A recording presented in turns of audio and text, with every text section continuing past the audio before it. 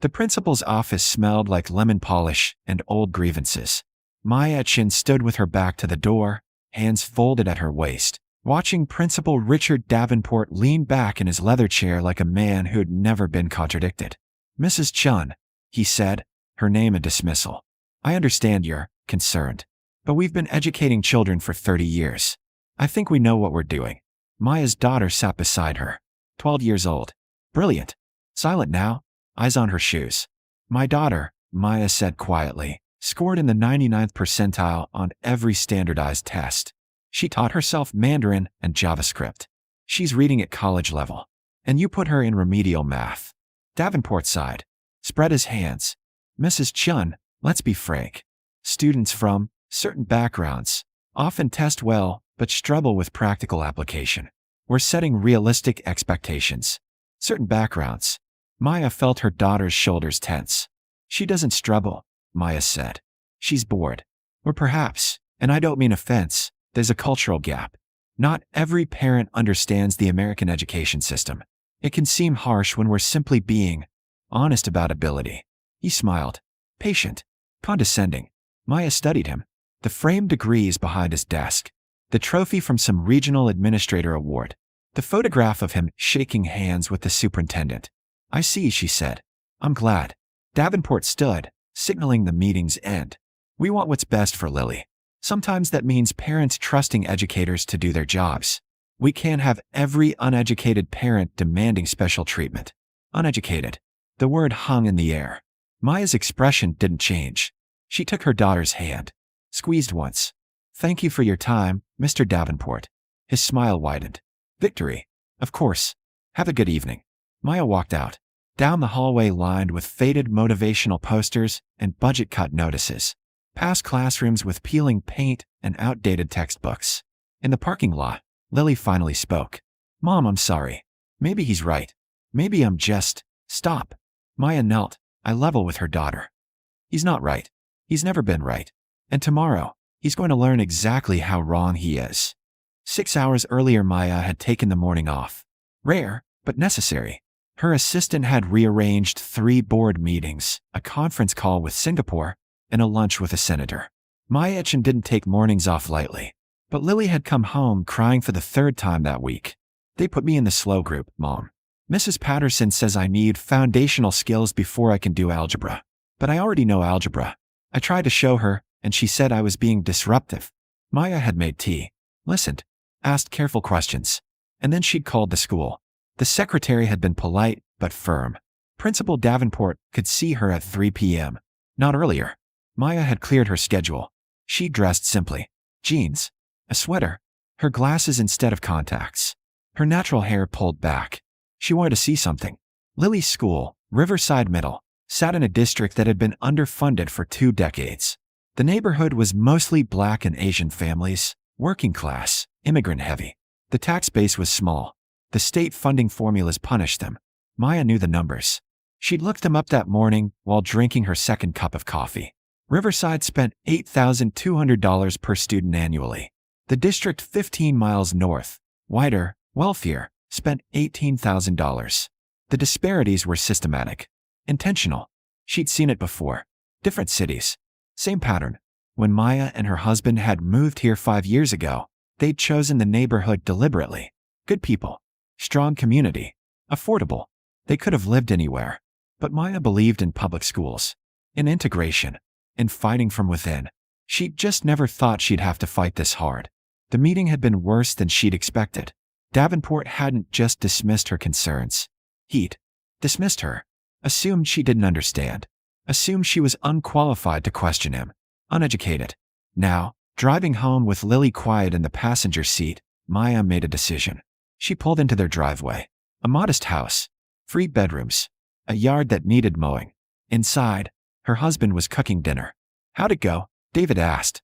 Maya set her bag down. Carefully. Precisely. "He called me uneducated." David's knife stilled on the cutting board. "He what?" "He said parents like me don't understand the system. That I'm being unrealistic." Lily had disappeared upstairs. David turned. Maya.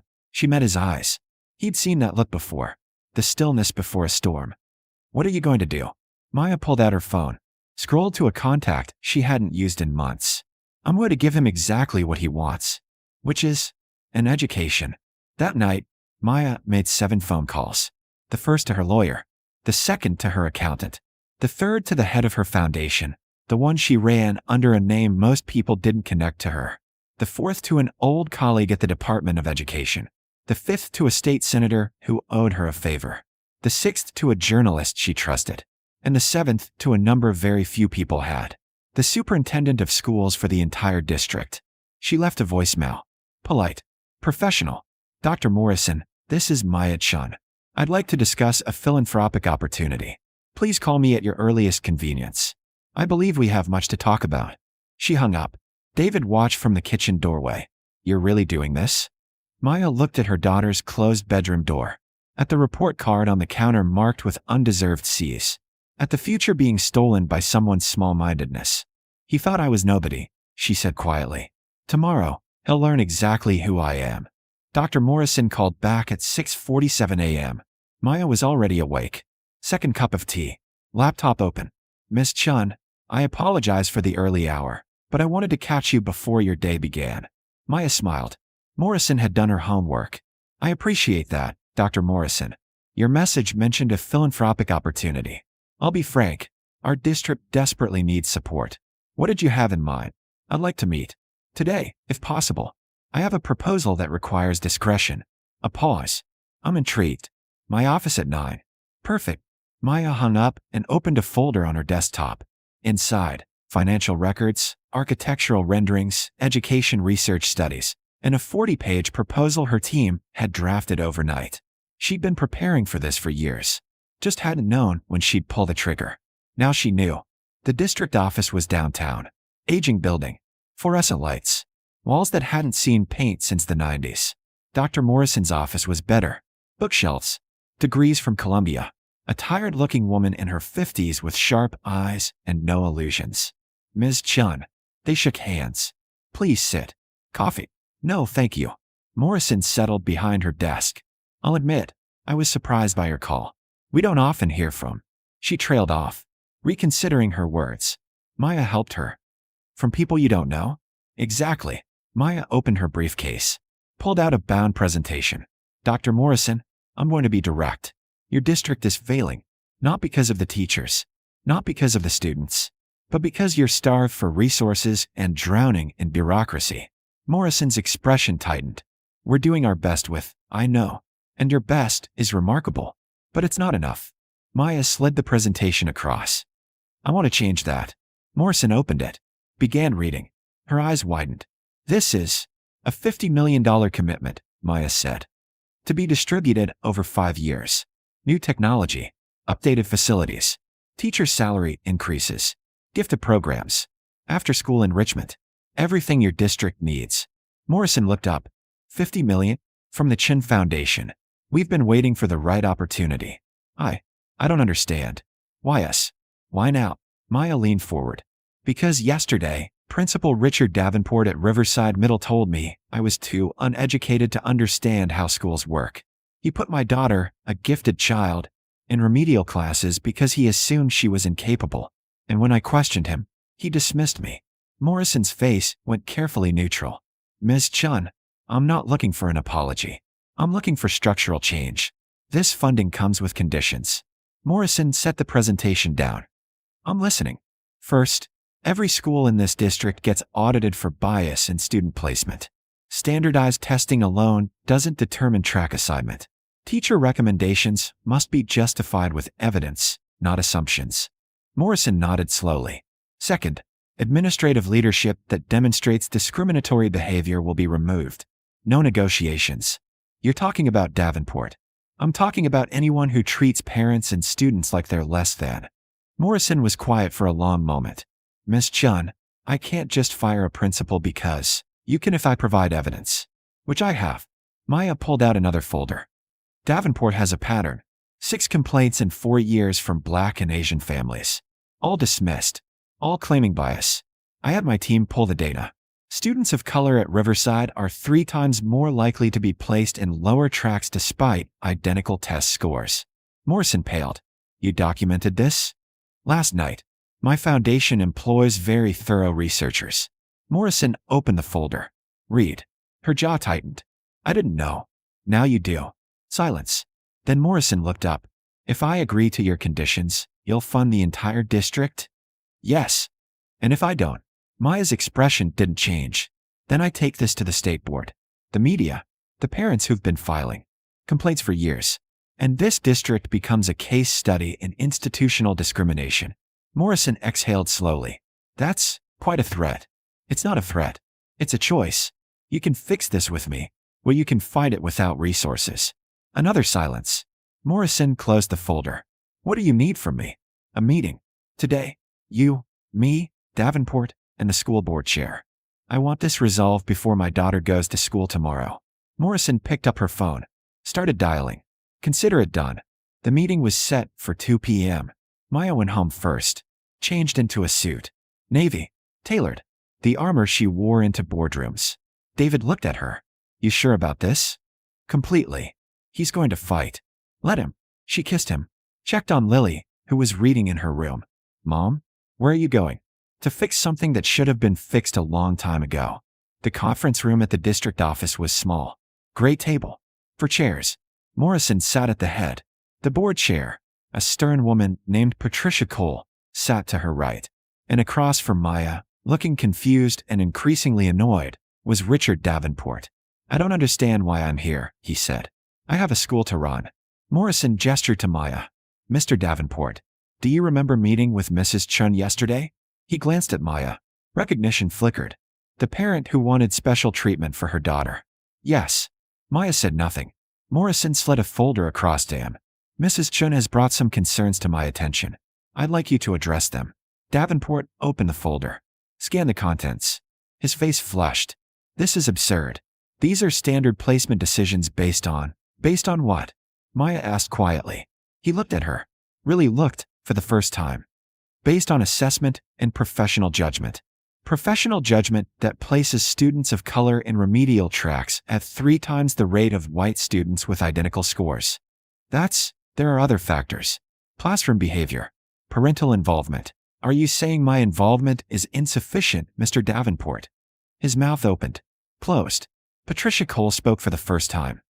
Mr. Davenport, did you tell Mrs. Chen she was uneducated? That's taken out of context. It's a yes or no question. Davenport's jaw clenched. I may have suggested that not all parents understand educational frameworks. You called me uneducated, Maya said. And you dismissed my daughter's abilities because of assumptions you made about who we are. That's not. Maya pulled out another document. Placed it on the table. This is my CV, Mr. Davenport. PhD in Education Policy from Stanford. Former Senior Advisor to the Secretary of Education. Current CEO of Chen Global Consulting, which specializes in educational equity. And founder of the Chen Foundation, which is about to invest $50 million in this district. The room went silent. Davenport stared at the paper. Morrison spoke carefully. Mrs. Chen's foundation has offered transformative funding. With conditions. Davenport's eyes snapped up. What conditions? Maya answered. That leaders who demonstrate bias are removed. His face went white. Then red. You can't. This is a witch hunt. This is accountability, Morrison said. And it's overdue. Davenport stood. Chair scraping back. I've dedicated 30 years to education. I won't be railroaded by some agenda. Sit down, Mr. Davenport. Patricia Cole's voice cut like steel. He sat. She continued. We've reviewed the documentation Mrs. Chen provided. The pattern is undeniable. You've been making placement decisions based on bias, not ability. That ends now. You're taking her word over mine? Over 3 decades of service. Morrison leaned forward. We're taking data over assumptions. And the data is damning. Davenport turned to Maya. Desperation creeping into anger. You think you can just buy your way into? I'm not buying anything, Maya said. I'm investing in children you've failed, including mine. Your daughter isn't special just because my daughter taught herself 2 languages and writes code. She's extraordinary. And you try to make her believe she wasn't because you couldn't see past her own prejudice. Silence. Patricia looked at Morrison. Some unspoken communication passed between them. Morrison spoke. Mr. Davenport, effective immediately, You're on administrative leave pending a full investigation. If the findings support Mrs. Chen's documentation, your employment will be terminated. Davenport shot to his feet. You can't do this. We can. And we are. He looked at each of them, searching for an ally. Found none. Finally, he grabbed his briefcase. Turned to Maya. You'll regret this. Maya's expression didn't change. No, Mr. Davenport.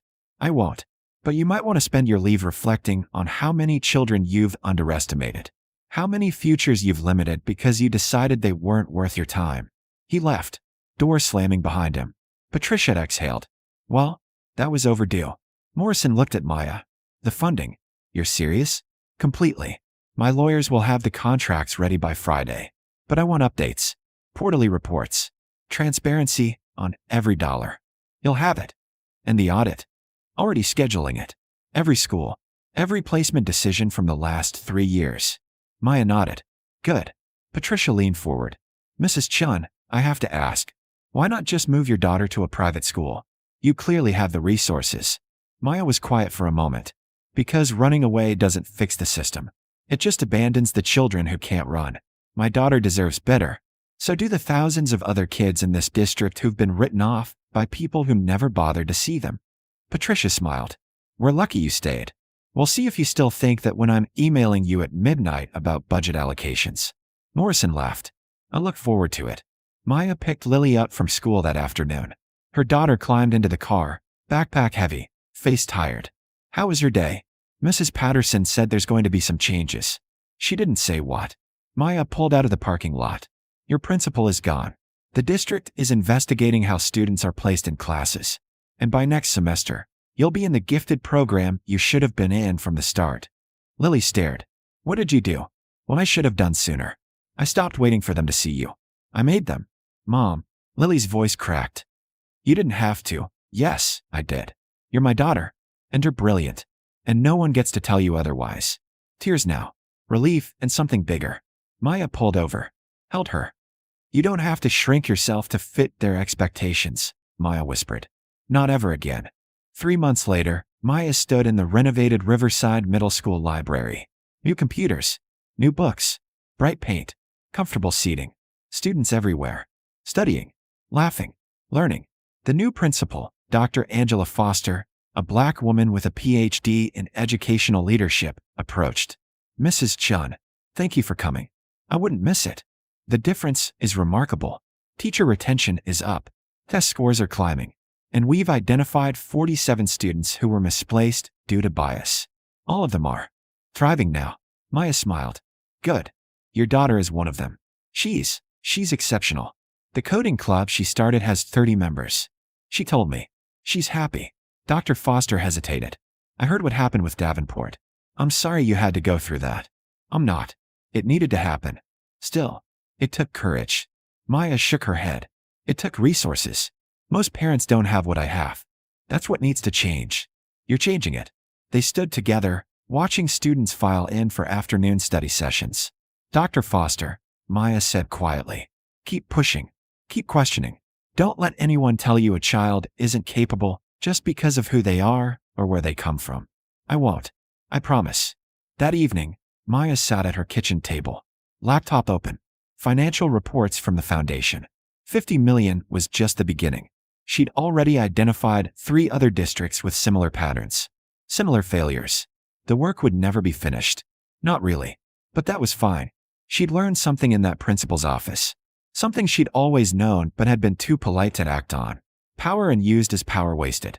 And she'd wasted enough time. David set a cup of tea beside her. Working late. Just reviewing next quarter's allocations. I think we can expand the teacher training program. He kissed the top of her head. You're going to change the world.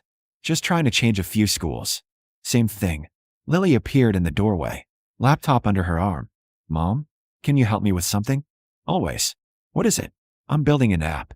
It tracks bias in grading patterns. I thought maybe it could help other students prove when they're being treated unfairly. Maya looked at her daughter. This brilliant, unstoppable force. Show me. They worked together until midnight. Building, coding, solving problems. And when Maya finally closed her laptop, she felt something she hadn't felt in weeks. Peace. Not because the fight was over, But because she'd stopped apologizing for fighting, Richard Davenport had called her uneducated. He'd learned the truth. And so would anyone else who tried to diminish the children she'd sworn to protect. The next morning would bring new challenges. More districts to audit. More systems to dismantle. But tonight, Maya Chen, PhD, CEO, mother, and silent architect of change, allowed herself to rest. Her daughter was safe. The work was working. And the future? The future belonged to every child who'd ever been underestimated. She'd make sure of it.